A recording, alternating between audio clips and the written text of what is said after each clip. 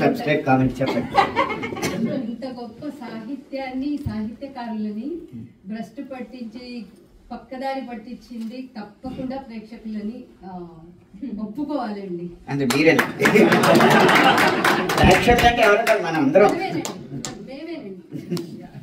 శ్రీరామ్ గారు, ఇప్పటి వరకు మీరు గే రచయిత అని మాకు తెలుసు, కానీ ఇంత అద్భుత ప్రతిభ ప్రతి దాంట్లో కూడా సంగీతం గాని, సాహిత్యం గాని, గానం గాని, ఇతిహాసాలు గాని, పురాణాలు గాని, అవధానం గాని, ఇంత ప్రతిభ ఉన్న మనిషిని మేము ఎప్పుడే చూస్తున్నామండి. ఇంత గొప్ప సాహిత్యం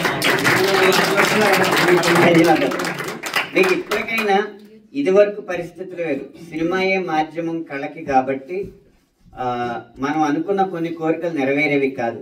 కానీ ఇప్పటికైనా మీకు ఇలాంటి పాటలు రావాలి అని ఉంటే మీరు ఒక 10 లక్షలు 5 నుంచి 10 లక్షలు కనుక మీరు ఖర్చు పెట్టుకోగలిగితే అలాంటి పాటలు రాసేవాళ్ళు ఉన్నారు, సంగీతం చేసేవాళ్ళు ఉన్నారు, దాన్ని చక్కగా డిజిటల్గా చిత్రీకరించగలిగే వాళ్ళు ఉన్నారు.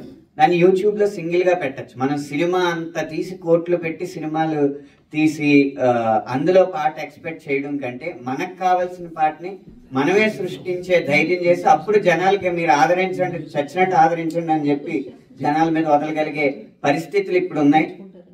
ఇప్పుడు కూడా మళ్ళీ మనం సినిమా మీద ఆధారపడి సినిమాలో రామాయణాన్ని, సినిమాలో భారతాన్ని చూపిస్తాం అనుకుంటే మనంత కమర్షియల్ ఇంకొకళ్ళు ఉండరు. అది మాత్రం ఆలోచించండి.